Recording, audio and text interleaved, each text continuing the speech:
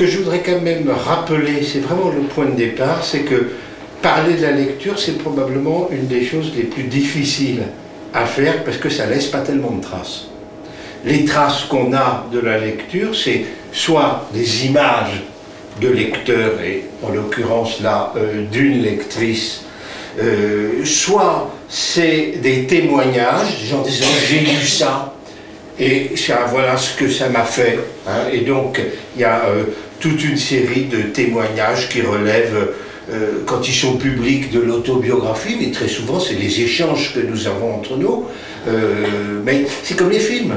Quelle est la durée, quelle est la manière de mesurer le fait qu'on a été impressionné par un récit, par un film, par une pratique assez longue qu'est la lecture. Hein. Donc c'est assez difficile de rendre compte de ça, et ça explique que tous les témoignages que nous avons sur la lecture, en réalité, on est un peu tenté de les rassembler pour essayer de se dire, bon voilà, ce qui est en jeu dans la lecture. Or, il y a quelque chose de très compliqué, c'est que les mêmes lectures n'ont pas les mêmes effets chez des individus différents. Que ce soit dans l'histoire ou que ce soit aujourd'hui, quoi. C'est-à-dire que, et c'est ce qu'on dit toujours, attends, ça j'ai aimé, ça j'ai pas aimé, maintenant qu'est-ce que tu as aimé, pourquoi tu as aimé, etc. Donc il y a une très grande difficulté à rendre compte de ce qui s'est passé dans l'expérience d'un lecteur, et on le verra assez souvent dans l'expérience d'une lectrice, puisque vous êtes majoritaire dans cette salle à relever du genre féminin. J'aurai l'occasion d'en parler à plusieurs reprises, et en même temps, disons que assez largement, la lecture est une affaire préférentiellement féminine, hein, si je peux dire, et en particulier la lecture de fiction, la lecture de romans, la lecture de littérature est plus une affaire des femmes que des hommes. Or, c'est justement un petit peu, si vous voulez, ce que je voudrais évoquer tout à l'heure, et en disant quand même que si on essaie de faire une histoire de la lecture, les éléments dont on dispose pour la cerner, ce sont donc ces témoignages, c'est l'iconographie, probablement les scènes de lecture sont parmi les scènes les plus nombreuses qu'on a dans l'iconographie occidentale. Il y a énormément de représentations d'individus en train de lire, et ces individus, je rappelle, sont souvent des femmes, et puis il y a d'autres éléments qui permettent de cerner ce qu'est la lecture. Bon, il y a tout ce qui relève de l'histoire des supports écrits, et j'allais dire de ce qui existait avant le livre tel que nous le connaissons, et puis aussi d'autres éléments qui relèvent de l'architecture, en particulier au Moyen-Âge, comment étaient conçues les cellules des ermites, des moines. Et là, il y a plus d'hommes que de femmes à cette époque-là, j'y reviendrai. Et puis, en quoi l'architecture permet de se dire il y a eu telle ou telle transformation. La plus importante étant le moment où on est passé de la lecture à voix haute ou marmottée, enfin subvocalisée, comme on dit, c'est-à-dire quand on bouge les lèvres en train de lire, donc on lit finalement à haute voix ou à mi-voix, à la lecture silencieuse que vous avez là.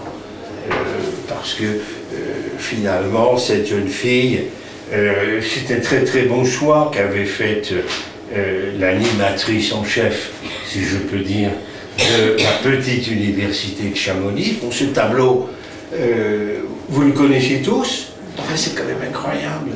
Il date de 1772. Et cette jeune fille, vous diriez, elle serait du 19e siècle, vous auriez... Enfin, voilà, si on ne le connaissait pas, comment est-ce qu'on répondrait à cette question de quand date ce tableau, puis dans quelle posture est-elle, que fait-elle, quel est ce petit livre qu'elle tient dans les mains? Ben, nous savons déjà que c'est un petit livre. Et ensuite, on peut évidemment conjecturer puis quelle est sa pose, quel est son rapport, même la distance qu'elle a face au livre. Et puis, on a quand même le sentiment d'être dans une scène d'intimité. Dans une scène d'intimité, dans une scène de solitude, dans la mesure où la lecture moderne, cette lecture silencieuse, cette lecture... enfin, nous, on va faire des lectures non modernes, hein, puisqu'on va lire des choses à un moment donné. Enfin, la lecture courante, si j'ose dire, hein, sans parler de la lecture scolaire courante, est une lecture silencieuse et une lecture individuelle, très très largement. Encore qu'on m'a raconté l'histoire d'un couple qui voulait tellement lire les mêmes choses, alors bon, la posture de la soucoupe c'est au lit, découper les pages à mesure, n'est-ce pas, pour que le deuxième puisse lire sans avoir trop de retard sur le premier. Mais, bon, l'histoire m'a été racontée, je ne suis absolument pas du tout certain qu'elle soit vraie, que les témoins soient des témoins absolument authentiques, ou en tout cas digne de foi. Donc voilà, moi aussi j'avais envie de repartir de cette jeune fille, hein, et bon, qu'on essaye un tout petit peu de réfléchir à son attitude. Voilà ce que je voudrais faire avec vous ce soir, et d'abord parler de la lecture un peu en général et de son histoire, et puis de mettre un accent tout particulier sur certains aspects de la lecture féminine, et à travers ça, dans la société,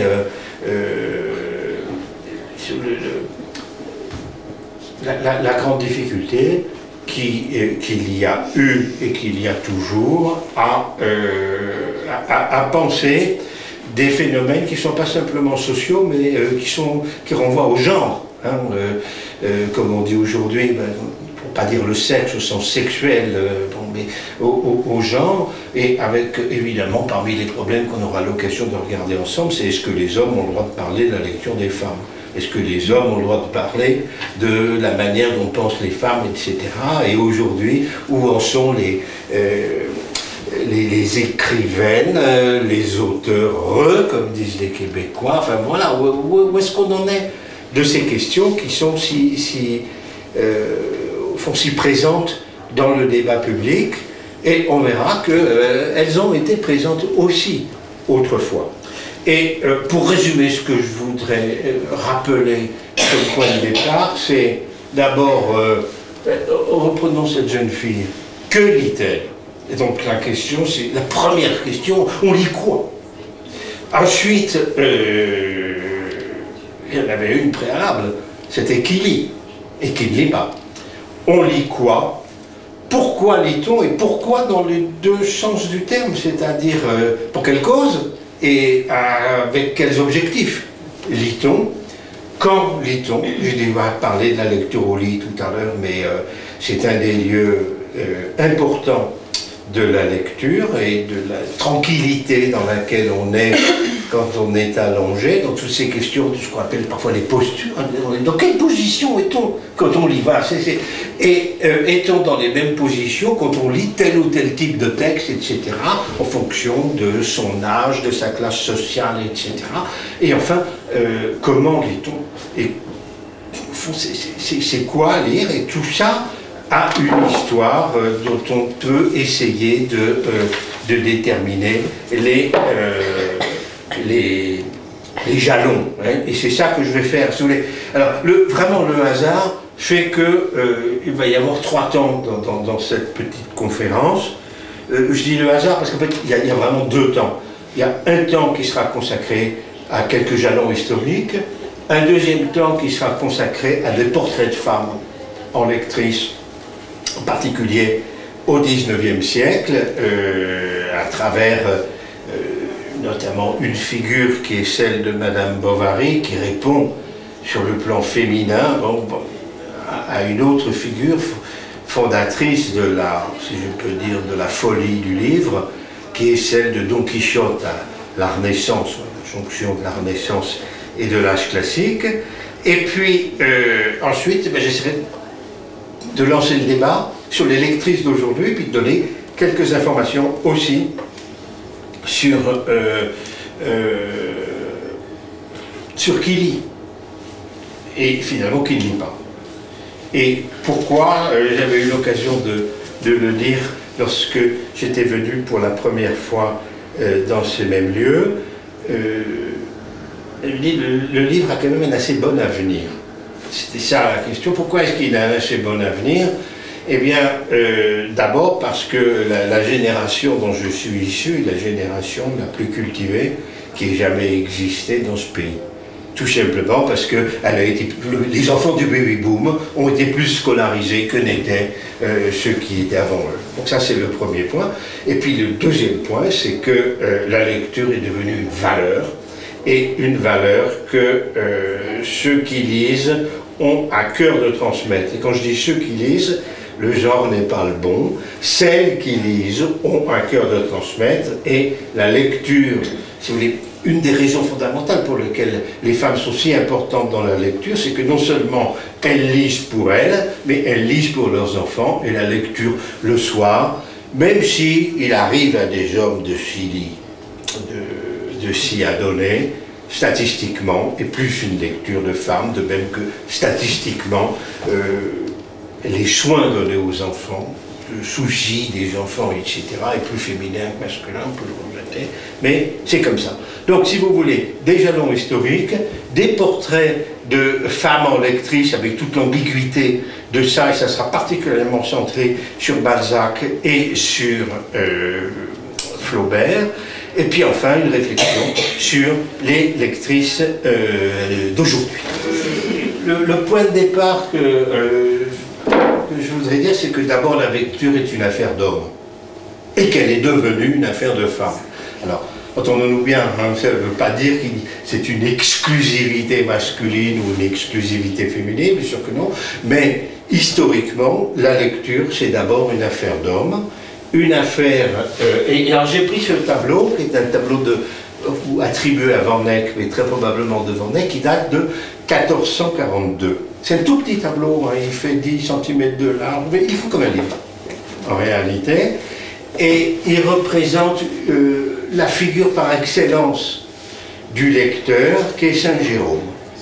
Saint Jérôme, c'est la jonction du 4e et du 5e siècle. Donc c'est pas du tout le costume de ce Saint Jérôme-là, hein, qui correspondrait à son histoire. Saint Jérôme, c'est le patron des traducteurs, puisque c'est lui qui a mis en place une version de la Bible qui n'était pas passée par le grec. Et donc, en réalité, elle était un peu mince, qui malgré tout voulait avoir un accès direct au texte hébreu pour l'Ancien Testament. Et donc Saint Jérôme est la figure générale du traducteur. C'est le patron des traducteurs, mais c'est aussi le patron des lecteurs. Et si vous regardez, mais ne serait-ce qu'à travers une toute petite promenade sur Internet, vous tapez Saint Jérôme tableau, et vous vous retrouvez avec une iconographie qui est particulièrement importante et qui est passionnante, à vrai dire. Hein. Mais, au fond, pourquoi j'ai pris celui-là? Bon, il est absolument magnifique, hein, imaginons ça. C'est d'abord parce qu'il y a tous les attributs de Saint Jérôme. D'abord le lion. Le lion, parce que Saint Jérôme, selon la légende dorée, aurait enlevé une épine de la patte d'un lion. Alors, quand vous enlevez l'épine de la patte d'un lion, il devient très fidèle et il vous suit toujours. Enfin, apparemment, c'est ce qui se passe, mais bon... c'est bien connu. Non, mais ce qui est intéressant, si vous voulez, même si on se... C'est, là vous voyez qu'il est déguisé en cardinal, mais en réalité c'est destiné. Le tableau, d'après les études qu'on a pu faire, je ne fais que reprendre ce que j'ai lu, était destiné à un cardinal italien, et par ailleurs, Saint Jérôme était considéré, alors que ça n'existait pas encore, mais on l'a considéré comme un des premiers cardinaux. Père de l'Église, oui, mais cardinal. Bon, et donc ce qui est intéressant, au-delà de tous les outils, c'est quand vous voyez Saint Jérôme dans son étude, c'est-à-dire ce que nous dirions son studio aujourd'hui, c'est un homme qui est dans un cabinet de lecture où il a tous les éléments à sa disposition et tout ce qui relève du savant. Il y a un astrolabe, il y a toute une série d'instruments, de cartes, des choses comme ça, et une série de livres. Et d'une certaine manière, ce tableau montre que ce lecteur professionnel, qui est à la fois Saint Jérôme et puis la reproduction de Saint Jérôme 1000 ans plus tard, hein, puisque là on est vraiment au début de la Renaissance, eh bien finalement la lecture c'est un homme dans un espace spécifique, et c'est un homme qui très généralement, c'est quelque chose qui revient souvent, on aura l'occasion d'y revenir, lit la nuit. Alors ici il n'est pas la nuit, on peut penser qu'il y a une fenêtre en haut à gauche, mais malgré tout, cette idée que le savant, l'érudit, l'homme d'église, l'homme de lettres, tout ça c'est pareil, au fond, si on veut bien penser à l'origine des choses, eh bien, est quelqu'un qui lit seul, qui lit la nuit, qui travaille dans un espace, et évidemment, avec une lecture, on ne peut pas faire plus sérieux, malgré tout, que la lecture sacrée, la lecture biblique. Donc voilà, le point de départ que j'avais envie de mettre en évidence, et de rappeler que la lecture a d'abord été extrêmement longtemps une affaire orale. De toute façon, tant qu'on est dans le système des rouleaux, on a besoin de quelqu'un qui tient le rouleau, enfin vous voyez, et de quelqu'un qui le lit. Hein, d'autant plus qu'on a des textes qui ne sont pas, qui ont besoin de passer par la lecture parce qu'il n'y a pas de typographie. Il n'y a pas d'espace entre les mots, il n'y a pas de tous ces éléments, si vous voulez, dans l'Antiquité. La lecture est orale et elle est restée extrêmement longtemps orale pour une raison simple, c'est que le livre est rare. Et donc, si le livre est rare, sauf à imaginer l'histoire rigolote de tout à l'heure où on déchire la page d'un à l'autre, pour partager un texte, eh bien, le meilleur moment, le meilleur moyen de partager, c'est aussi de l'oraliser. Et d'une certaine manière, Saint Jérôme va illustrer, pas celui-là, mais il y en a bien d'autres, le passage de la lecture à haute voix dans le monastère à une lecture, parfois même dans le monastère, mais qui va se faire à voix d'abord subvocalisée et ensuite silencieuse. Il y a donc un rapport, si vous voulez, très intéressant à observer entre, d'un côté, le nombre de textes qui circulent, et d'autre part, leur oralisation. En gros, plus les textes sont nombreux, plus la lecture va devenir silencieuse.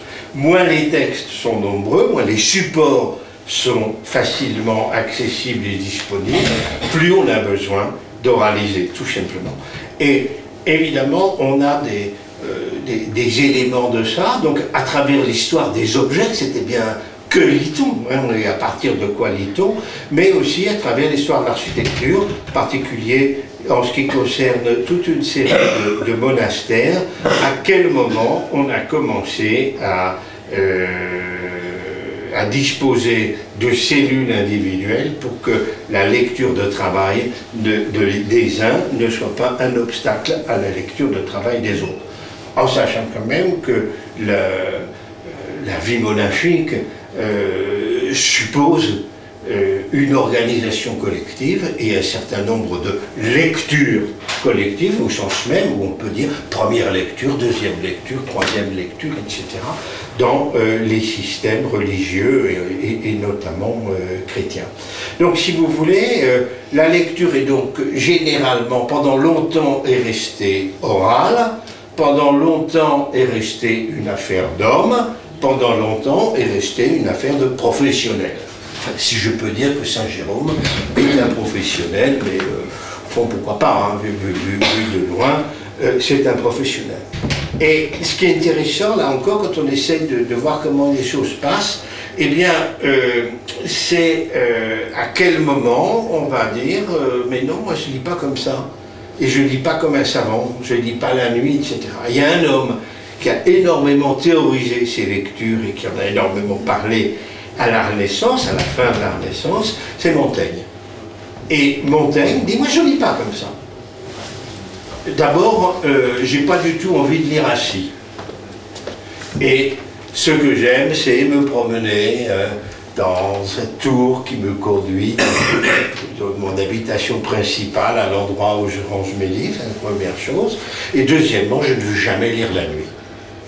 Et cette question du temps de la lecture est extrêmement intéressante à observer, et elle est intéressante si on la connecte avec les dispositions physiques, les postures, au sens comment on se met pour lire. Or, à l'évidence, vous voyez l'espèce de lutrin qu'a Saint Jérôme ici, ben, je suppose que c'est pas un livre de poche, quoi. C'est pas elle. Et elle pourrait lire au lit. Bon, pour un certain nombre de raisons, on ne va pas la représenter des gens au lit. Mais lui ne peut pas lire au lit, parce que si vous avez cet énorme volume, ou ces ensembles de volumes, vous ne pouvez pas lire au lit. C'est absolument impossible. Et évidemment, ça fait réfléchir, y compris d'ailleurs aujourd'hui à nos tablettes, comment, voilà, qu'est-ce que nous en faisons, etc. Donc voilà, c'était, si vous voulez, le premier point. Et ce qui est vraiment intéressant, c'est le moment où, si vous voulez, si on passe de la figure, disons, du moine, à la figure de cet érudit non religieux qu'est Montaigne, je répète, c'est le XVIe siècle, plutôt vers la fin, eh bien, on a changé de monde. On a changé de monde, et même si Montaigne construit sa vie très largement autour de la lecture et de ses lectures, puisque les essais, finalement, c'est une manière de commenter ses lectures et de prolonger ses lectures dans ses essais. D'une certaine manière, le monde a changé, et on est passé dans un autre monde. Et une des conséquences, sans parler des particularités de Montaigne, c'est pour employer une formule qui a été utilisée par une très grande historienne du Moyen-Âge et du début de la Renaissance, quand la voix s'est tue. Et d'une certaine manière, même si la voix reste quelque chose d'important dans nos sociétés, on peut dire que quand la voix se tait, on ne lit pas de la même manière, on ne lit pas pour les mêmes objets, et on ne lit pas les mêmes objets. Je crois que c'est ça vraiment qui est intéressant à observer. Et évidemment, c'est très visible, par exemple, sur la poésie. Et vous voyez bien qu'il y a toute une série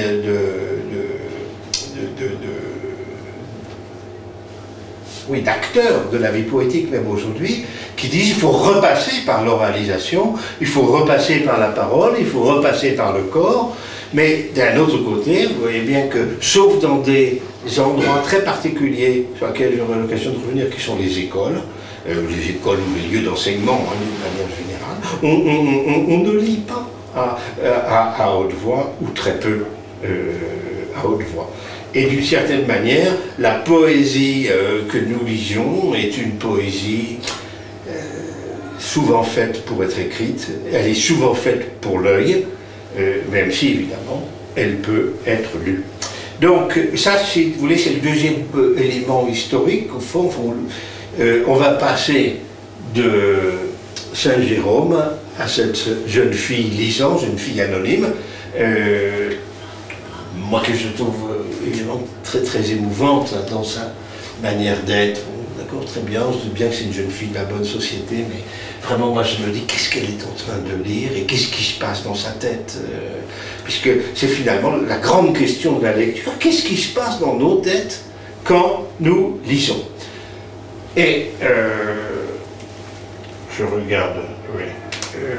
Le troisième élément historique, eh ben, c'est qu'on est passé de livres ou de supports écrits ou imprimés rares à une infinité et une prolixité et un nombre tout à fait remarquable. Hein.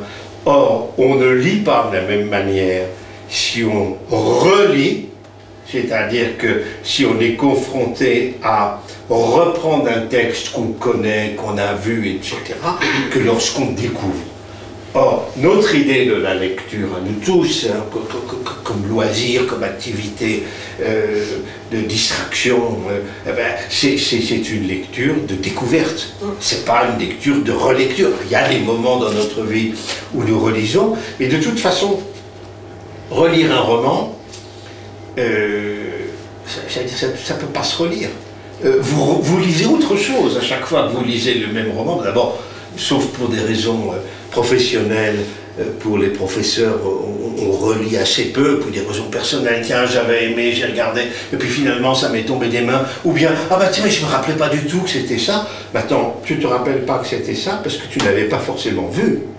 Et justement, une des grandes questions de l'expérience de lecture, c'est qu'elle est face à un texte, quand il est long, toujours renouvelé, par opposition à des textes brefs, qui sont les textes dans lesquels l'Occident a appris à lire, c'est-à-dire des textes catéchétiques, le catéchisme, le psautier, et des petits livres de morale extrêmement brefs et dans lesquels on apprenait tout le temps la même chose. Donc en réalité, les textes peu nombreux impliquent une façon de lire qui est une façon qui est de l'ordre de la reconnaissance, qui est tout à fait différente de ce que nous connaissons. Et quatrième point, ou troisième point si vous voulez dans cette histoire, on est passé d'un monde dans lequel la lecture est d'abord utile, soit pour des raisons de connaissance, de savoir, soit pour des raisons religieuses, des professionnels, si je peux dire, soit pour des raisons religieuses pour ceux à qui on inculque les préceptes qu'il s'agit de connaître, eh bien, ce qui est probablement le plus important, et ça correspond très largement à cette jeune liseuse, puisque le titre du tableau, c'est soit, on l'appelle soit la liseuse, soit jeune fille lisant. Eh bien, on se doute qu'elle n'est pas en train de lire un catéchisme. Vous pouvez prendre le pari qu'elle est en train de lire une histoire. Et probablement, c'est un roman. Parce que le roman commence à s'affirmer en même temps que le livre va se développer, particulièrement au XIXe siècle. Et je dirais que ce qui est frappant dans l'histoire de la lecture, c'est qu'on est passé de lecture utile ou sainte. Qu'est-ce qu'il y a de plus utile que la sainteté, hein? Donc, de lecture utile, savante ou sainte, à des lectures gratuites, à des lectures de distraction, à des lectures de fiction. Ce qui fait que la connexion entre notre idée de la lecture et le développement du roman en Occident, notamment à partir du XVIIIe siècle, hein, même s'il y a des romans avant, est absolument importante. Hein. Voilà. Alors, ça, si vous voulez, sur quoi je voudrais revenir, ce tableau est à peu près illisible tant que je ne l'aurais pas commenté. En réalité, la courbe F, c'est la lecture des femmes, la courbe M, c'est la lecture des hommes. Ça, c'est des gens extrêmement savants qui ont fait ça. Et ici, nous sommes à la Révolution française. Et là, nous sommes avant la Première Guerre mondiale. C'est-à-dire que, en gros, sur ce très grand siècle, mais sur ces 150 ans qui ont transformé notre monde, il y a plusieurs commentaires à faire. Le premier, c'est qu'à la Révolution française, il y a à peu près 50% des hommes qui ont un rapport avec l'écrit. J'essaie d'expliquer ce que peut être ce rapport, et qu'il y a 25% des femmes. Ça, c'est la situation en 90. Et puis, à l'arrivée, eh bien, c'est vers 1900, on s'aperçoit que toute la population, on arrive à 95% de population alphabétisée, ou en tout cas ayant un rapport avec l'écrit, et puis que les femmes n'ont cessé de monter en puissance, si je peux dire, dans la lecture. Deuxième élément de commentaire qui manque, donc ça c'est 90, ça c'est 1830, ça c'est 1860, et ça c'est 1900, à peu près. Or, ce qu'on voit, c'est que, à part un accident que je ne suis pas capable d'expliquer, ce petit bec qui concerne les hommes, ce qui est très très intéressant, c'est que la courbe féminine est moins constante que la courbe masculine, puisque c'est une courbe de rattrapage, et que la courbe masculine est extrêmement régulière, hein, c'est-à-dire qu'elle correspond à ces choses que j'ai jamais su faire, vous savez, ces courbes Y égale à X. Non. En tout cas, vous voyez bien la continuité de la tendance, alors que les femmes sont en rattrapage. Deuxième élément de commentaire, eh ben, tout ça, ça s'est fait avant ça, c'est-à-dire 1880-85, les lois Ferry. C'est-à-dire que, en réalité, on a la France, puisqu'il s'agit de la France, n'a cessé de voir son nombre de lecteurs et lectrices augmenter avant même l'instauration de l'école gratuite et obligatoire et laïque. Pourquoi? Eh bien parce que c'est toujours la même chose. Les lois qu'on pourrait appeler sociétales, en réalité, ne font que consacrer des pratiques qui sont déjà diffusées dans la société. Pensons à l'avortement, pensons au contrôle des naissances. Eh bien, précisément, ces lois sont venues parce que la société avait changé. Et c'est pas... Alors, d'un autre côté, la loi, pensons au mariage pour tous aussi, hein, la loi ne crée pas les mouvements sociétaux, en même temps, elle les protège et elle les assure. Hein. Donc c'est intéressant de voir ceci. Et on pourrait, là aussi, sur les questions du rapport à la lecture, prendre évidemment d'autres éléments qui sont finalement à peu près toujours les mêmes. Qu'est-ce qui va caractériser le développement de la lecture au XIXe siècle? C'est aussi, c'est d'abord, j'allais dire, l'enfant, l'école. C'est aussi la femme, et c'est enfin le peuple. Et au fond, si vous êtes jeune fille du peuple, vous allez être particulièrement contrôlée. Et finalement, la question de vos lectures va être posée, en tout cas si vous êtes au XIXe siècle. Alors, dernier élément, puis j'arrête avec les graphiques. Alors là, il se lit tout à fait différemment. Il s'agit des conscrits. Donc là, c'est uniquement des hommes qui sont choisis ici en 1815. Et puis à l'arrivée, on arrive en 1905. Et vous voyez donc la courbe de... Alors là, je ne sais pas si vous voyez, mais enfin, la courbe de recul de l'analphabétisme est absolument conforme à celle qu'on avait eue dans le tableau précédent, hein, puisque finalement, c'en est l'envers, mesuré différemment. Et ce qu'on peut constater, c'est qu'à un moment donné, on arrive en 1905 ou en 1900, à un palier. Il nous reste 5% d'illettrés. Alors on ne dit plus illettrés aujourd'hui parce que ça vexe, mais des gens qui sont hors littératie. Parce que on peut des gros mots, etc. Pas analphabètes, surtout pas, mais ces 5%, on les a toujours. Et là, ce qui est intéressant, si vous voulez, c'est qu'il s'agit d'hommes jeunes. Donc là, on les prend à 20 ans. Hein,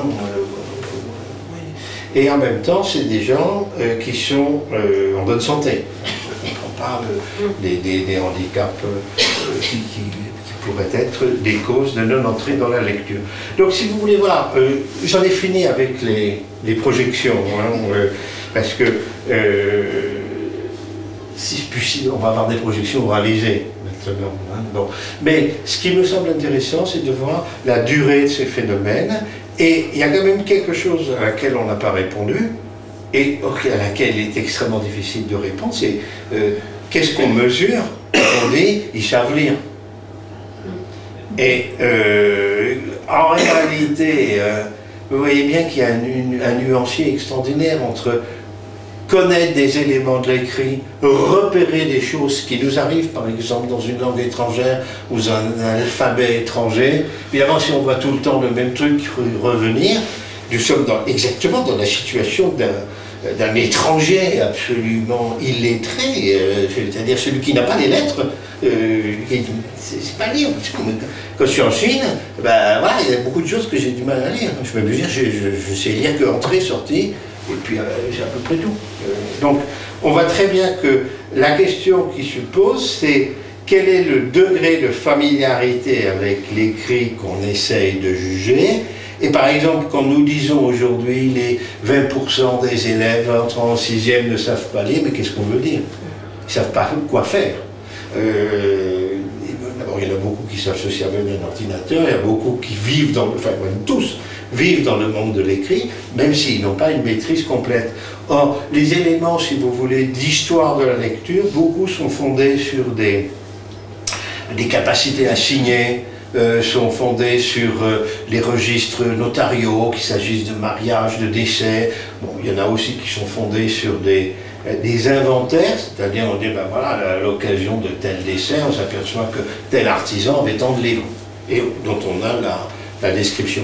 On a quand même énormément de mal à répondre à la question, ça veut dire quoi, vraiment savoir lire? Or, le vraiment est extrêmement complexe si on y réfléchit, parce qu'il y a des choses que nous ne savons pas lire, ni les uns ni les autres. Moi, il y a un certain nombre de textes que je ne sais pas lire parce que j'en ai pas l'habitude, je n'ai pas les connaissances scientifiques, par exemple, pour lire de la chimie. Je suis même, pour regretter, mais je ne sais pas lire la chimie, ou la physique, mais même les mathématiques. Donc, d'une certaine manière, savoir lire, ça voudrait dire savoir lire tout ça. Ben, on est mal parti, parce que je pense qu'on est nombreux à être dans cette salle, dans le cas dans lequel je suis. Voilà. Voilà. Donc ça, c'était le premier point de cette histoire de la lecture. Et évidemment, on voit bien que ben, on est à la jonction de choses qui sont fondamentales, puisqu'il y en a qui relèvent du social. À quel moment va-t-on, par exemple, scolariser? Comment va se faire l'opposition entre ville et campagne pour le 19e siècle? C'est absolument évident. C'est une des grandes questions. Et puis évidemment, les questions de classe, qui ne sont pas toujours l'opposition ville-campagne, qui peuvent être infiniment plus complexes, et les questions de genre, qui sont elles-mêmes fondamentales dans la lecture, mais qui ne sont pas le seul déterminant qui existe pour permettre, si vous voulez, d'en apprécier le fonctionnement. Alors, j'ai fini avec cette première partie. Maintenant, nous allons nous occuper des femmes. Et, bon,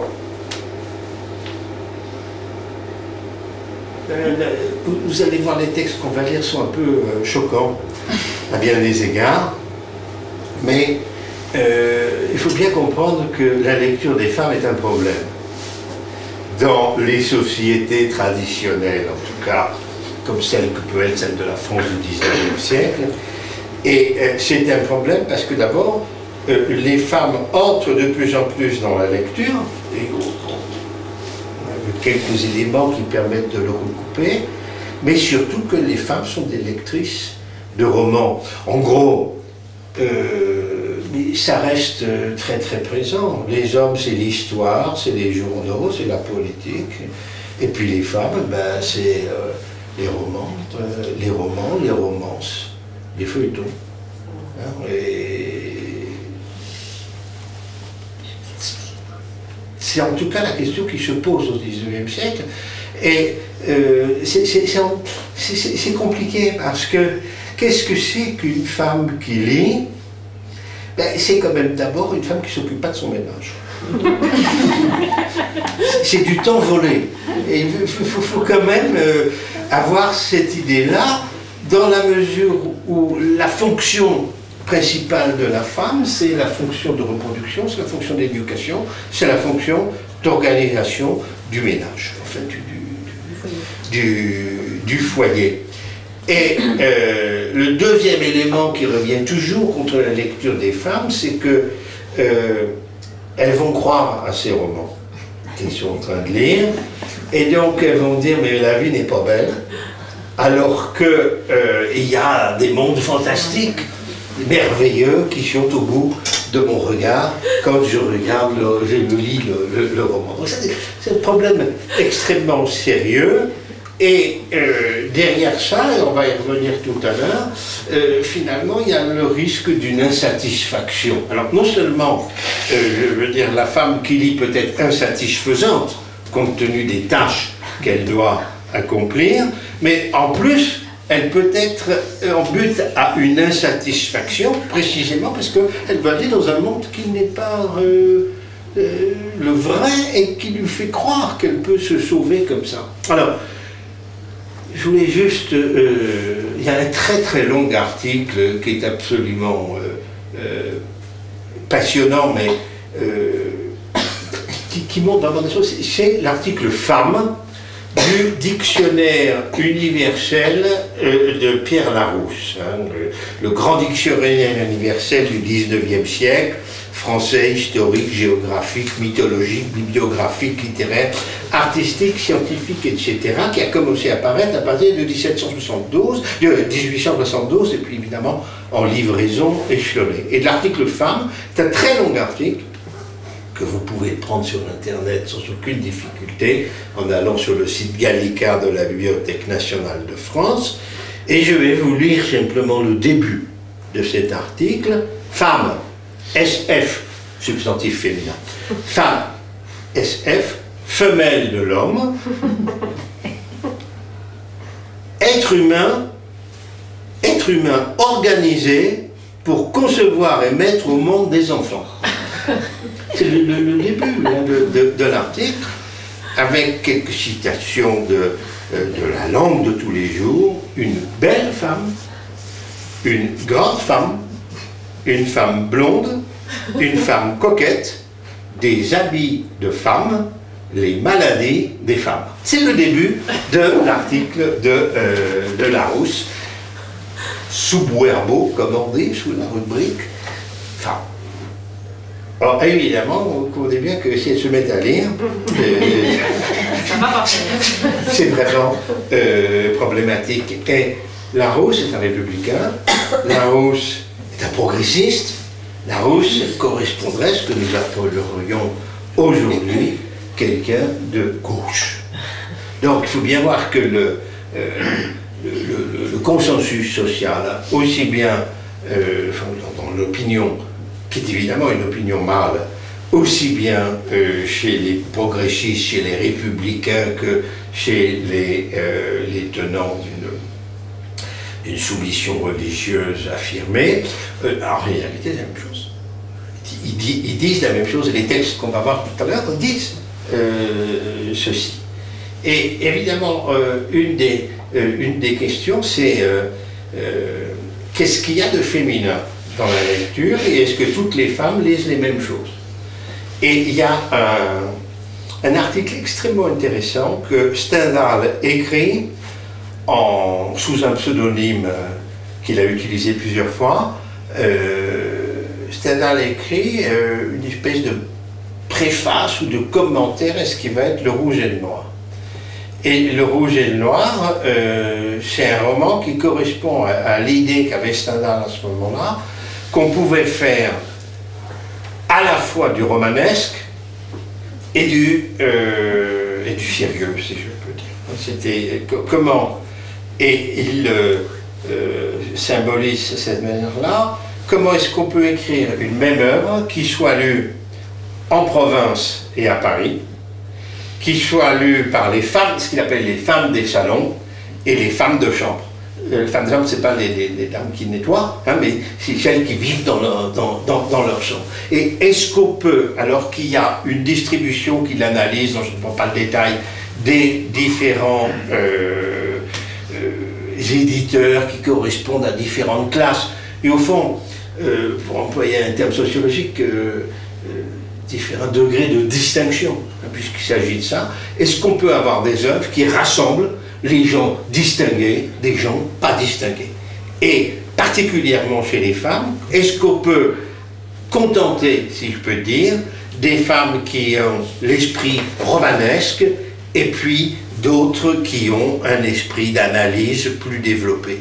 Et ce texte est extrêmement intéressant, vous l'avez dans la préface, dans les appareils de l'édition Pléiade du Rouge et le Noir, Et évidemment, il est passionnant parce qu'il va opposer Paris et la province, ou les régions que Stendhal appelle plus civilisées et celles qui sont moins civilisées, et évidemment les types de romans et le type de romanesque qu'aiment les femmes, parce que là il a très bien compris, les femmes lisent.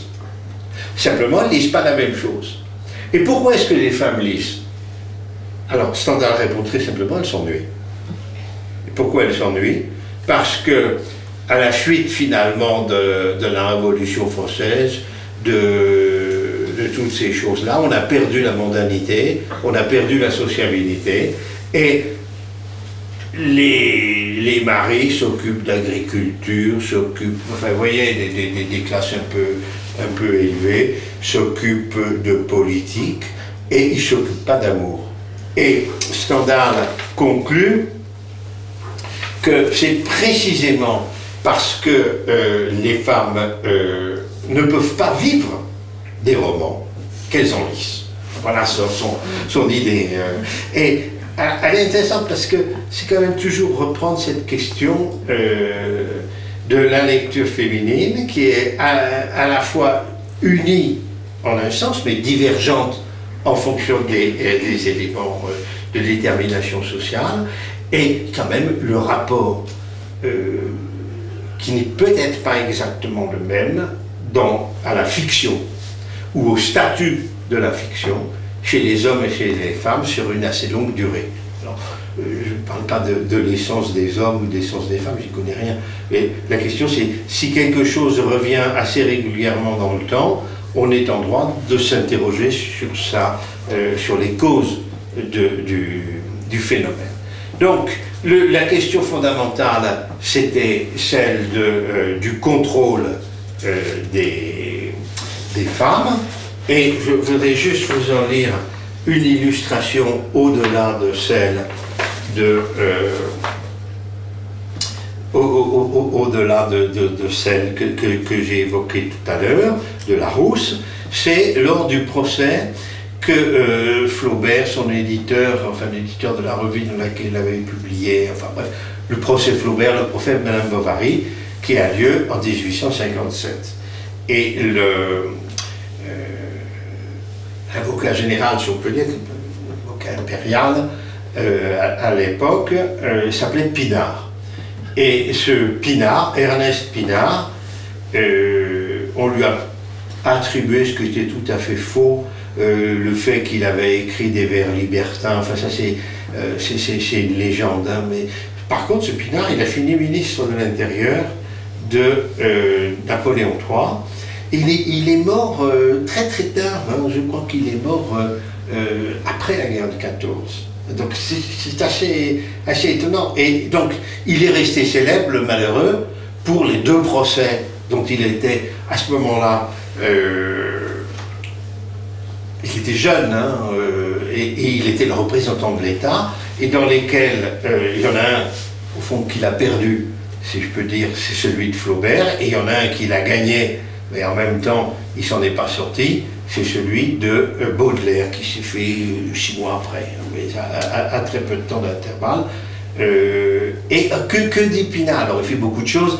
Il lit Madame Bovary avec un stabilo, enfin, ou l'équivalent. Il a un crayon rouge, et puis dès qu'il y a un passage, il y en a qui peut être susceptible d'être censuré, eh ben, il le souligne, il dit, voilà. Le seul problème, c'est qu'il a fait un montage, et évidemment, c'est sur cette base qu'il va perdre son argumentaire, parce que, bien oui, attendez, il y a bien des choses comme ça, mais c'est des éléments qui sont isolés. Alors que pour Baudelaire, il a fait le contraire, il a tout cité, et il a dit, mais attendez, vous m'avez déjà fait le coup une première fois, vous n'allez pas me le faire une deuxième, et il a, d'une certaine manière, enfin, il a fait condamner Flaubert.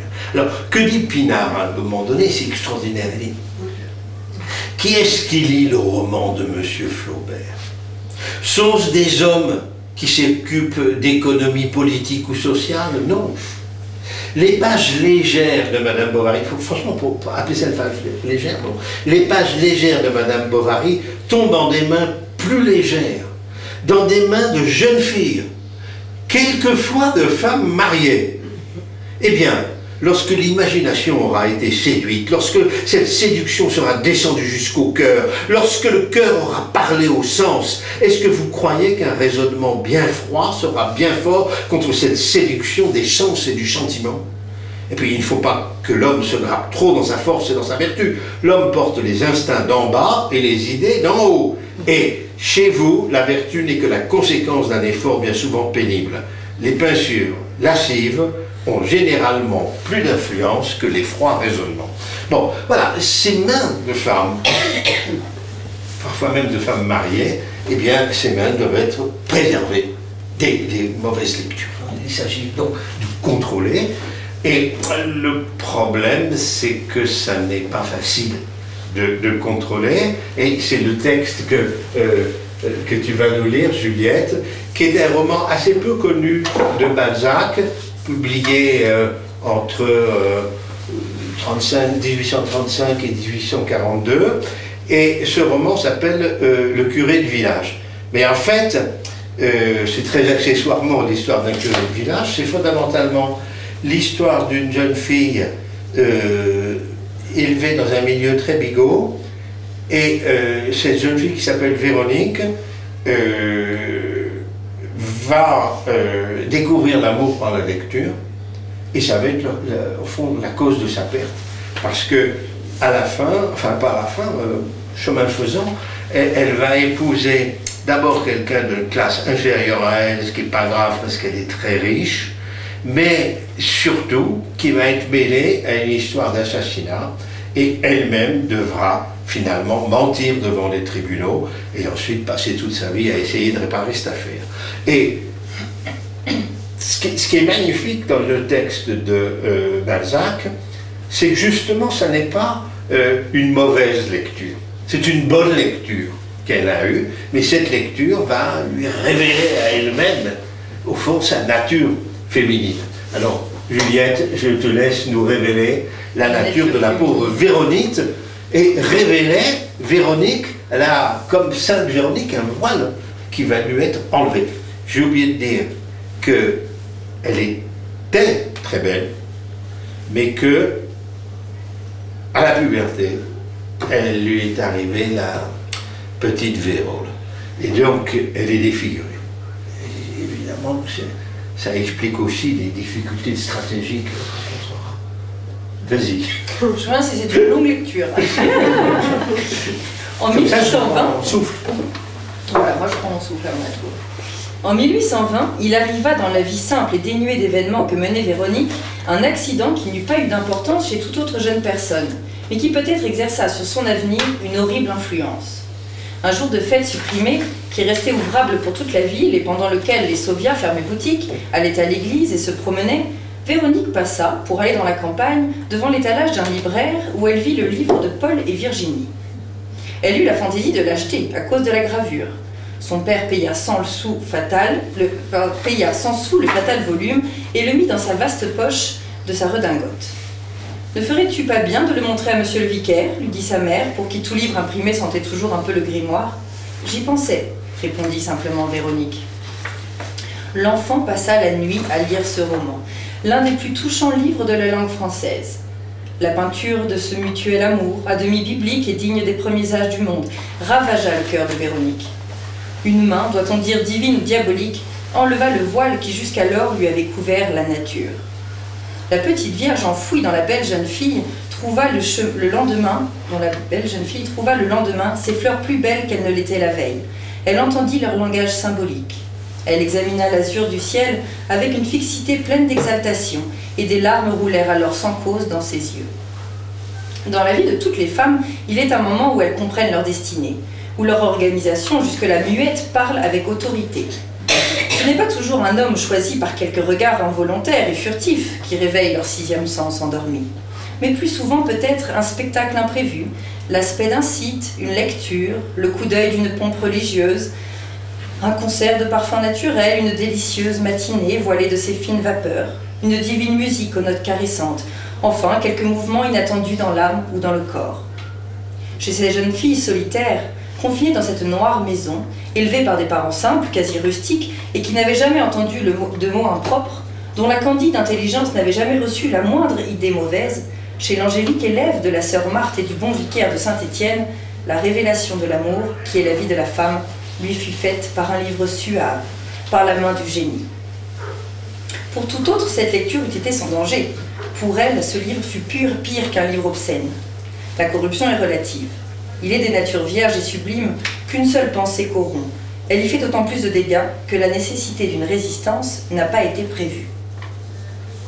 Le lendemain, Véronique montra le livre au bon prêtre, qui en approuva l'acquisition, tant la renommée de Paul et Virginie est enfantine, innocente et pure. Mais la chaleur des tropiques et la beauté des paysages, mais la candeur presque puérile d'un amour presque saint avait agi sur Véronique. Elle fut amenée par la douce et noble figure de l'auteur vers le culte de l'idéal, cette fatale religion humaine. Elle rêva d'avoir pour amant un jeune homme semblable à Paul. Sa pensée caressa de voluptueux tableaux dans une île embaumée. Elle nomma par enfantillage une île de la Vienne, sise au-dessous de Limoges, presque en face le faubourg Saint-Martial, l'île de France. Sa pensée y habita le monde fantastique que se construisent toutes les jeunes filles et qu'elles enrichissent de leur propre perfection. Elle passa de plus longues heures à sa croisée, en regardant passer les artisans, les seuls hommes auxquels, d'après la modeste condition de ses parents, il lui était permis de songer. Habituée sans doute à l'idée d'épouser un homme du peuple, elle trouvait en elle-même des instincts qui repoussaient toute grossièreté. Dans cette situation, elle dut se plaire à composer quelques-uns de ces romans que toutes les jeunes filles se font pour elles seules. Elle embrassa peut-être avec l'ardeur naturelle à une imagination élégante et vierge la belle idée d'en oublier un de ces hommes, de l'élever à la hauteur où la mettaient ses rêves. Elle fit peut-être un Paul de quelque jeune homme choisi par ses regards, seulement pour attacher ses folles idées sur un être, comme les vapeurs de l'atmosphère humide, saisies par la gelée, se cristallisent à une branche d'arbre, au bord du chemin. Elle dut se lancer dans un abîme profond, car si elle eut souvent l'air de revenir de bien haut en montrant sur son front comme un reflet lumineux, plus souvent encore, elle semblait tenir à la main des fleurs cueillies au bord de quelques torrents suivis jusqu'au fond d'un précipice. Elle demanda par les soirées chaudes le bras de son vieux père, et ne manqua plus une promenade au bord de la Vienne, où elle allait s'extasiant sur les beautés du ciel et de la campagne, sur les rouges magnificences du soleil couchant, sur les pimpantes délices des matinées trempées de rosée. Son esprit exhala dès lors un parfum de poésie naturelle.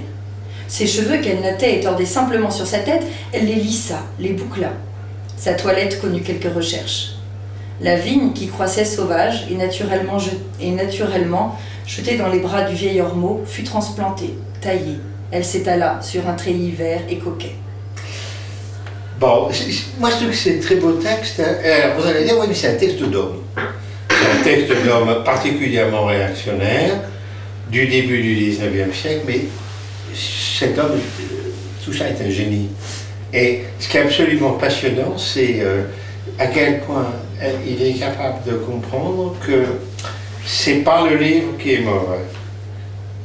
C'est la nature bonne de la lectrice qui, d'une certaine façon, va développer tous ces éléments d'inadaptation et de projection. Alors, d'inadaptation, ça, on le voit bien, et la projection, c'est précisément cet éveil de la sensibilité. D'une certaine manière, on peut dire que le livre, en l'occurrence Paul et Virginie, qui est un des grands best-sellers, enfin c'est écrit au XVIIIe siècle, mais c'est un des grands best-sellers du XIXe siècle, au fond, c'est elle, et ça n'est pas le livre. Et donc c'est bien la question, ce n'est pas la nature du livre, c'est la sensibilité spécifique de cette jeune fille totalement recluse, enfermée par des parents qui sont véritablement confis en dévotion, etc. Et puis il y a un autre point intéressant, c'est que quand on achète le livre, 5 francs c'est assez cher, hein. C'est plus d'une journée de travail. À l'époque, disons, un professeur peut gagner 1000 francs dans l'année. Donc vous voyez, c'est pas absolument rien. Et c'est la gravure. Hein, parce que finalement, et vous voyez bien que ce qui est génial, c'est que, on dit, attends, il faudrait qu'il y ait un contrôle du bon vicaire. Simplement, il vient trop tard. Et puis de toute façon, le bon vicaire dit, c'est bien. Donc vous voyez, c'est ça qui est intéressant, c'est que le contrôle, au fond, il n'y en a pas. Et même si on essaye de le développer, ben, on n'y arrive pas. Donc voilà, sur ce texte que moi je trouve magnifique, mais évidemment qu'il faut prendre avec le recul, et en particulier, disons, le recul sur les conceptions mâles de la femme, de son sixième sens, etc.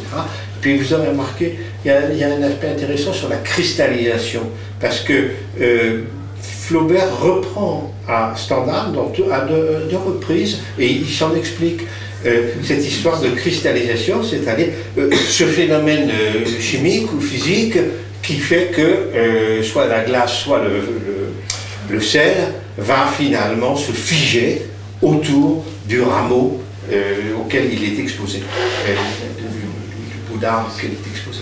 Et finalement, c'est bien cette question, si vous voulez, de la cristallisation et de la projection qui est donnée. Et donc, le problème, on n'arrive pas à les contrôler. Et les lectures des femmes. Or, les femmes sont lectrices. Alors, je ne sais pas si on aura le temps de lire tout ce qu'on avait prévu. On va essayer peut-être, on va voir. Mais je voudrais vous parler évidemment de Madame Bovary, hein, puisque Madame Bovary est, comment dire, la victime du livre.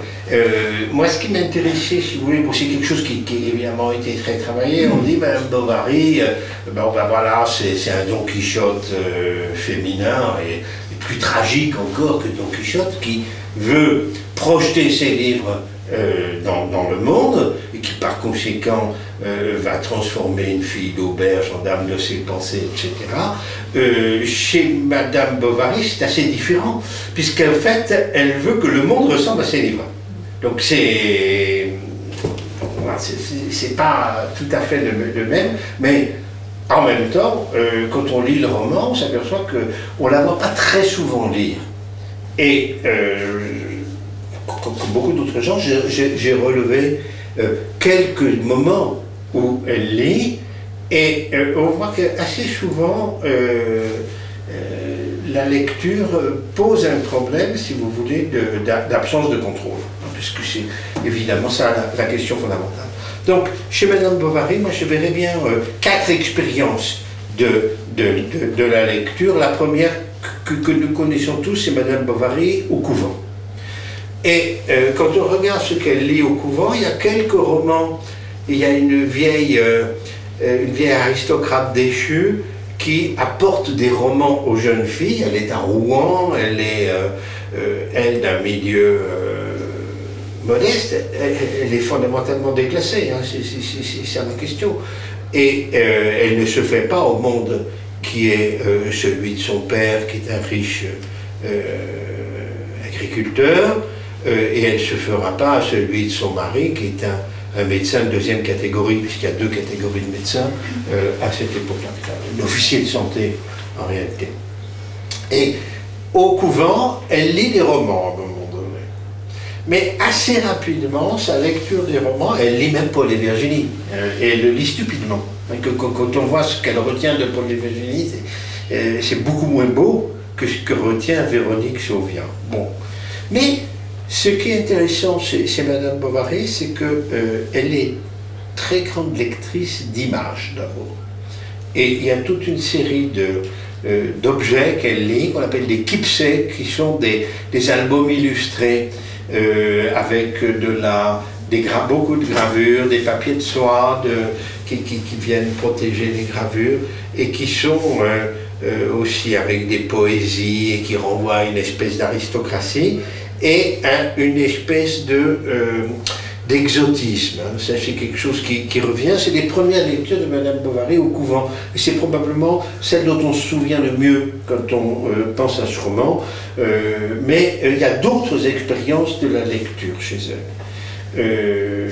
Il y en a d'abord une qui est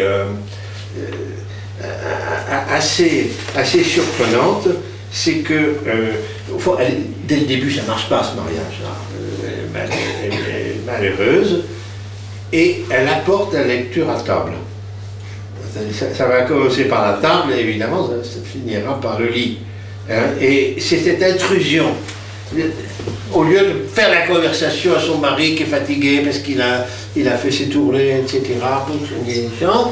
elle arrive avec un livre et elle lit. Donc ça, c'est pas bon. Hein. C'est très très... c'est tout à fait inquiétant, bon, qui serait peut-être pas absolument dramatique, sauf que ça ne va pas s'arranger. Deuxième expérience de la lecture véritable, c'est la lecture comme colloque sentimental. Lorsqu'elle est à Yonville, ce petit village inventé dans la région de Rouen, elle rencontre un jeune homme qui, qui par la suite deviendra son amant, mais qui n'est pas à ce moment-là, qui est le clerc du notaire, et au fond, elle lit avec lui. Et ils échangent sur leur lecture. On ne s'en donne pas le détail, mais la conclusion, si vous voulez, que dans ces soirées où les hommes font soit de la politique, soit jouent au domino, et seul le jeune homme assez mignon, avec ses cheveux blonds, sa délicatesse, finalement, ils vont échanger sur leur lecture et ils se font des lectures mutuelles à mi-voix. Et Flaubert note, ainsi s'établit entre eux, donc ce jeune Léon et Madame Bovary, une sorte d'association, un commerce continuel de livres et de romances. Monsieur Bovary, peu jaloux, ne s'en étonnait pas. Et on voit très bien, si vous voulez, que échanger sur leur lecture et s'échanger leur lecture crée une intimité particulière. Et le cœur de l'affaire, si vous voulez, ben, c'est que le jeune homme est particulièrement intéressé par la poésie, parce que la poésie fait pleurer. Et évidemment, c'est cette corde sentimentale sur laquelle il va jouer, alors que Madame Bovary dit, moi c'est les aventures que j'aime. C'est des... Excusez-moi, c'est ambigu. C'est des romans dans lesquels il y a des aventures que j'aime. Donc vous voyez, comment dire, d'une certaine manière, deux positions. Le jeune Léon cherchant évidemment à séduire Madame Bovary s'ennuyant abominablement dans l'univers dans lequel elle est plongée, et évidemment cherchant à s'évader. Alors, si vous voulez, ça c'est je dirais, la deuxième expérience de lecture de Madame Bovary, celle qui va la faire glisser, bien sûr, vers l'adultère, qui est évidemment la conséquence la pire auquel les mauvaises lectures puissent conduire. Et oui, parce que c'est ça quand même la question qui est posée. Et en troisième temps, Madame Bovary emprunte des livres. Vous savez que la France n'est pas un pays de bibliothèque jusqu'à une période relativement récente, et que la circulation des livres s'est beaucoup fait par des locations, exactement comme on a pu en avoir pour des DVD. La location de livres et de nouveautés joue un rôle très très important dans ce qu'on appelait les cabinets de lecture ou les libraires, et on a des abonnements tout simplement, et c'est comme ça que on remplace, si vous voulez, dans un pays qui n'est pas un pays de bibliothèque, au contraire, à la différence des pays protestants, de ce point de vue, il y a une circulation des romans. Et la question qui se pose à un moment donné, c'est un passage qui a été très réduit par Flaubert dans la dernière version de Madame Bovary. C'est une rencontre entre la belle-mère, qui est en séjour à un moment donné, qui évidemment ne peut pas voir en pointure sa belle-fille, laquelle belle-fille lui rend bien, mais qui est prise complètement. Donc il y a la belle-mère d'un côté, le pharmacien Homais, qui est l'essence même à la fois du rationalisme, de la satisfaction de soi et finalement du conformisme en ascension, parce que lui est en ascension sociale, Et puis ce misérable, ce malheureux Charles Bovary, qui est totalement transparent, et qui dit, maintenant pourquoi est-ce que vous voulez embêter ma femme? Et donc vous avez la belle-mère d'un côté, et puis Homais, ce notable qui finit décoré de la Légion d'honneur à la fin du roman, qui est évidemment libre penseur, tenant de Voltaire, etc., alors que la belle-mère est catholique, bigote, en disant il faut que les choses soient tues. Alors, je ne sais pas si on a le temps de tout lire, mais on peut peut-être... Comme vous voulez. Je ne sais pas, après combien de temps ça... Ah ben, leur fil a une vitesse. Non, mais après, si on lit, après, combien de temps il reste? Tu veux que je regarde mon... Non, à peu près combien de temps, si après le texte... Ah ben, c'est-à-dire que, justement, c'est compressible, hein. Faut lire, faut lire. Bon, allez, on lit. Vas-y, c'est bien. Donc, allez, voilà.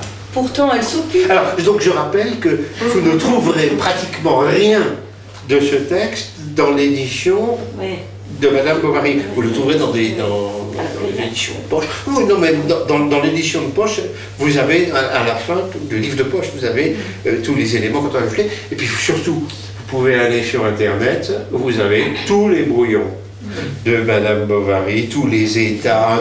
C'est absolument extraordinaire ce que les gens ont fait. Au point qu'on se dit, il y a plus de commentaires que... Allez, allons-y. Pourtant, elle s'occupe, disait Charles. Ah, elle s'occupe, à quoi donc? À lire des romans, des mauvais livres, des ouvrages qui sont contre la religion et dans lesquels on se moque des prêtres par des discours tirés de Voltaire? Mais tout cela va loin, mon pauvre enfant, et quelqu'un qui n'a pas de religion finit toujours par tourner mal. Pardonnez-moi, interrompit M. Homais, on peut rester dans la bonne voie sans suivre aucunement celle de l'Église. Admettons tout plutôt, soyons larges et philosophes. Examinons les choses. Et ce n'est pas pour attaquer la religion, je la respecte, je sais qu'il en faut une. Mais enfin, le dogme n'implique point la morale, pas plus que la vertu ne relève de la croyance, et ainsi les Espagnols, les Italiennes, les Andalouses dont parlent les auteurs, ces femmes voluptueuses qui assistent au combat de taureaux et portent des poignards dans leur jarretière, eh bien, elles ont de la religion. Et ça n'empêche pas que... Vous, monsieur Homais, répliquait la mère Bovary, vous êtes un homme de science, vous avez vos idées, j'ai les miennes. Cependant, vous conviendrez qu'une femme ne peut pas raisonner comme un homme. Elle ne sait pas le latin. Il est impossible de peser le contre et le pour. Et moi, je soutiens qu'à force de se tourmenter toujours, afin de vouloir apprendre davantage, on finit par se rendre malade. Figurez-vous qu'elle passe ses nuits au détestable, s'écria le pharmacien, subitement radouci par le compliment. Nul excès n'est pire que cette manie de faire du jour la nuit et de la nuit le jour. Aussi moi, même dans le plus fort de mes études, jamais je ne me suis couché après 10 heures. Mais dès 4 heures en été, 5 heures en hiver, j'étais à la besogne. Et du reste, 6 heures suffisent, c'est raisonnable. Septum horas pigro, nulli concedimus octo. Quoiqu'à vrai dire, nous nous soyons un peu relâchés là-dessus de la rigidité gothique de nos bons aïeux. Nonobstant, je pense comme vous, madame, que la mollesse du lit, lorsqu'on y joint l'habitude de la lecture, peut devenir extrêmement funeste. L'inertie musculaire, qui est trop complète, ne contrebalance pas l'action céphalique qui est trop violente. Sans compter que la nuit par elle-même agit puissamment sur le système nerveux, car l'imagination est alors plus surexcitable, la sensibilité plus impressionnable, le nerf optique continuellement obligé de porter au cerveau les sensations l'ébranlent, il le commotionne, il travaille à la façon d'une tarière qui serait adaptée contre lui, pour le perforer. Et de là, palpitations, dégoût, perte de l'appétit, les digestions se font mal, l'innervation se trouble, c'est la veille qui se change en rêve, le rêve en veille, le sommeil s'il se présente, est perpétuellement agité par des épistomachies, autrement dit cauchemars. Et bientôt arrivent les différents phénomènes de magnétisme, de somnambulisme, avec les plus tristes résultats, les plus déplorables conséquences. Et je n'attaque pas ici, notez-le bien, le fond des choses. Le cœur du sujet qui serait d'examiner les rapports du moral et du physique et comment la littérature et les beaux-arts se rattachent à la physiologie. Non, effleurons et voyons en passant ce que l'on trouve dans la plupart des auteurs modernes afin de découvrir s'il est possible. Mais puisque ça l'amuse, objectait Charles abasourdi. Permettez, disait l'apothicaire échauffé. Écoute-le, répliquait la mère Bovary. Des cavernes, continuait Homais, des spectres, des ruines, des cimetières, des faux monnayeurs, des clairs de lune, que sais-je, toutes sortes de tableaux lugubres et qui prédisposent singulièrement à la mélancolie. Puis ajoutez que ces produits fiévreux d'imagination en délire sont entachés de néologismes, d'expressions barbares, de mots baroques, si bien qu'on est obligé de se casser la tête pour les comprendre. car moi je vous avoue que souvent je ne comprends pas vos auteurs à la mode. Et je ne lis point les petits noms, mais les plus célèbres, ceux qui ont de la réputation, ceux qui sont au pinacle. Et je le répète encore une fois, c'est peut-être un défaut d'esprit, je le déclare en toute humilité, enfin je ne les comprends pas. Et je ne serais pas surpris le moins du monde que ces inventions, où le bon goût, comme la langue et les mœurs sont si audacieusement outragés, ne finissent par révolutionner jusqu'à l'organisme lui-même. Tout cela, bien entendu, ne s'adresse nullement à Madame Bovary, qui certainement est une des dames que je considère le plus, sauf peut-être un peu d'effervescence et un peu d'exaltation. Non, non, non, s'écriait la vieille femme en agitant ses gencives aiguës. Ce que vous dites est plein de jugement, monsieur Homais, car ces livres dont vous parlez font voir l'existence en beau et en plein de jugement, monsieur Homais. Car, non, et quand on arrive à la réalité, on trouve du désenchantement. Et c'est cela, j'en suis sûre. Elle enrage de savoir qu'elle n'a pas raison et que je la connais bien. Ah oui, je la connais bien. Pourtant, il ne s'agit pas de faire la mijaurée, le bel esprit. Il faut accomplir ses devoirs. Il faut gouverner sa maison. Mais c'est pitoyable, vraiment. Tu devrais la surveiller. N'est-ce pas, monsieur, vous qui êtes son ami? Donc, il fut résolu qu'on empêcherait Emma de lire des romans. L'entreprise ne semblait point facile. La bonne dame s'en chargea. La belle-mère s'en chargea. Et elle eut l'approbation de monsieur Homais, qui, bien que libéral, ne s'en déclarait pas moins pour l'ordre. Or, il y avait dans la manière de la jeune femme, dans son langage, son regard et jusque dans sa toilette, quelque chose qui scandalisait leurs idées. Et il la poursuivait avec cet acharnement qui anime les gouvernements et les familles contre toute originalité. Elle devait, quand elle passerait par Rouen, aller en personne chez le loueur de livres et lui présenter qu'Emma cessait ses abonnements. N'aurait-on pas le besoin d'avertir la police si le libraire persistait dans son métier d'empoisonneur? Bon, je crois qu'il n'y a pas d'autre commentaire à faire que Madame Bovary s'empoisonne. Et finalement, vous voyez cette espèce d'ironie de Flaubert qui est assez admirable dans la reprise des thèmes généraux et en particulier de la condamnation de la lecture au lit. Or, la lecture des romans et la lecture des romans par les femmes est une lecture au lit. Et ça, c'est un problème. C'est vraiment un très grand problème. Et voilà comment ça se termine. Là, c'est juste, enfin, c'est vraiment à la fin du roman, ça c'est tout à fait dans le texte.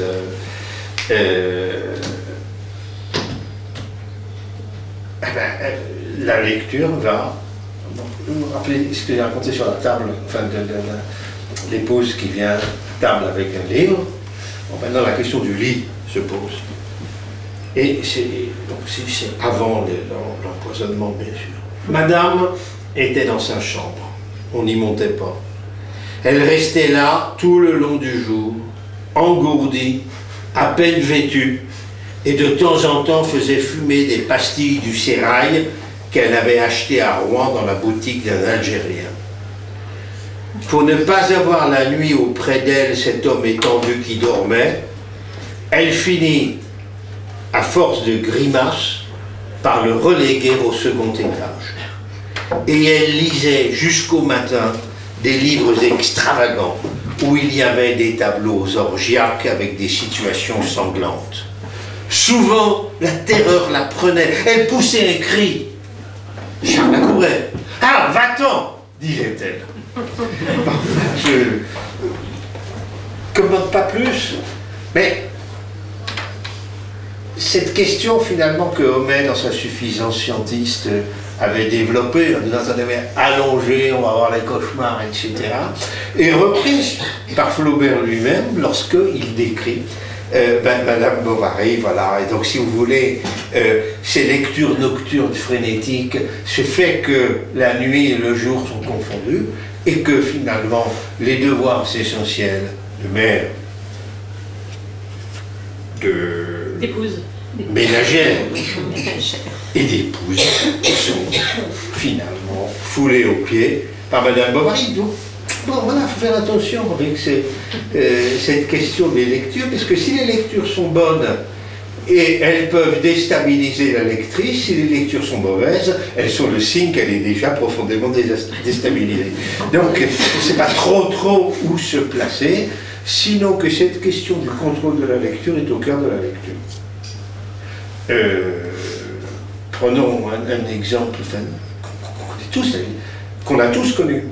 C'était la lecture des enfants. Et il faut contrôler leur lecture. Et puis qu'est-ce que c'est qu'un enfant qui lit la nuit avec la lampe de poche sous les draps? Enfin, vous connaissez tout ça. Or, nous avons conclu que c'était bien de lire et qu'un enfant qui lisait était un enfant sauvé. Pourquoi? Parce que dans un premier temps, il y avait la télévision qui était devenue finalement porteuse de tout ce que la lecture avait de mauvais. Et puis, ça a été remplacé évidemment par l'ordinateur. Enfin, les jeux vidéo et puis l'ordinateur.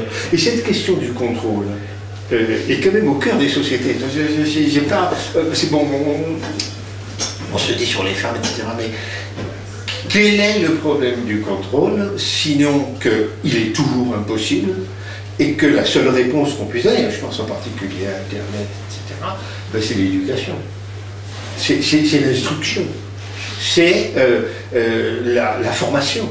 Je ne vois pas comment on peut contrôler en dehors de tout ça. Sauf que pour nous, la lecture est devenue une valeur positive. Et ça, si vous voulez, il y a cette idée que celui qui lit, il est sauvé, un enfant qui lit, il est sauvé, ce qui est complètement faux sur le plan scolaire.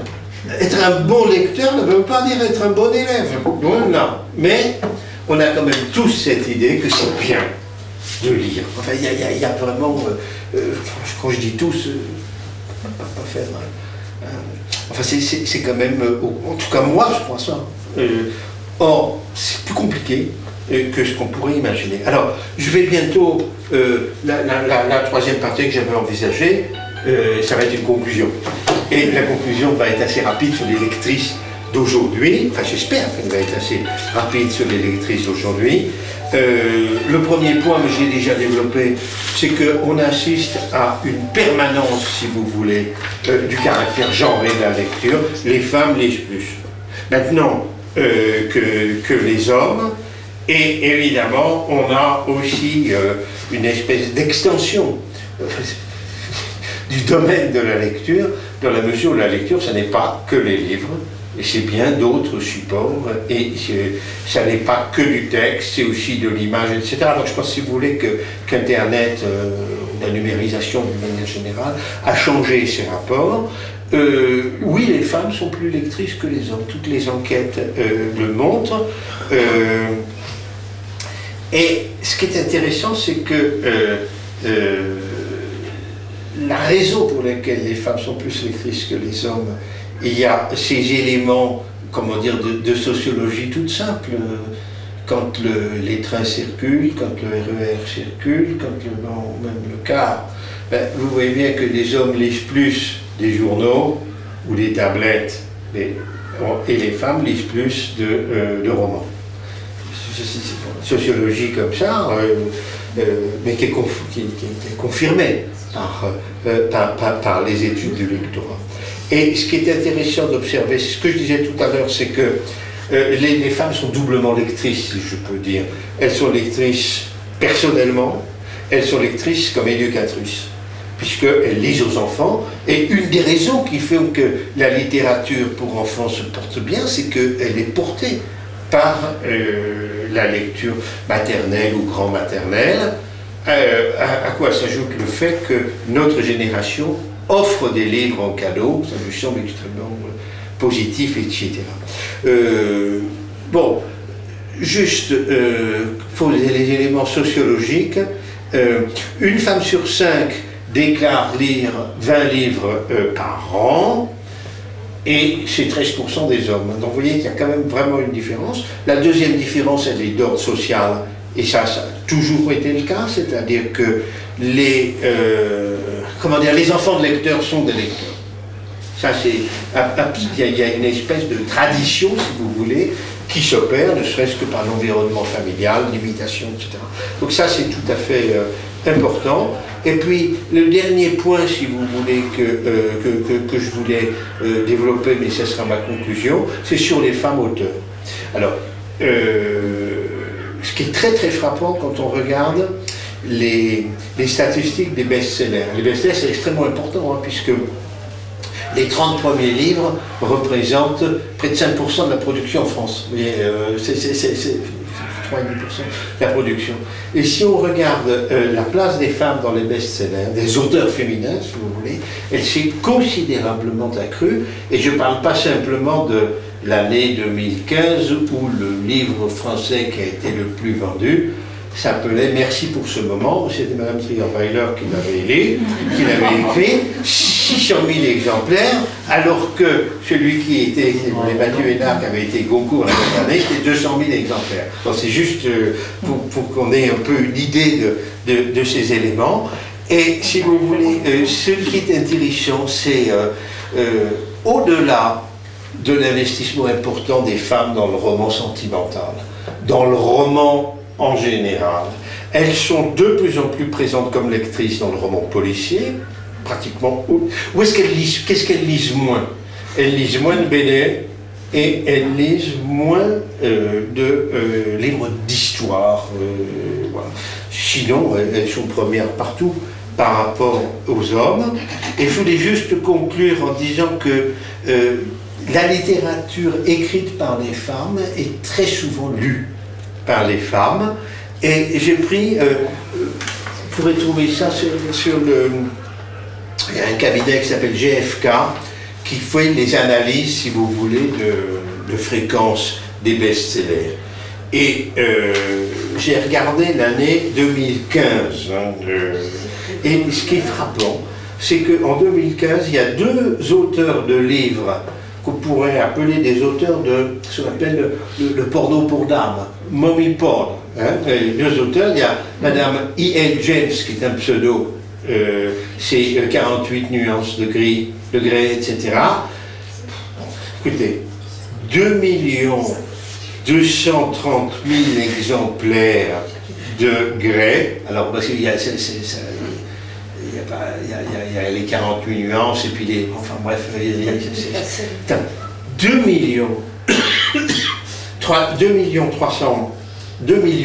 230 000 exemplaires.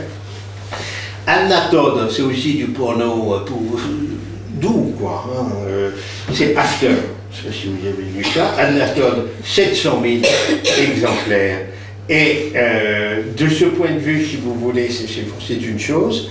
Et d'un autre point de vue, les auteurs de romans sentimentaux, si vous voulez, les femmes ne sont plus exclusivement auteurs de romans sentimentaux.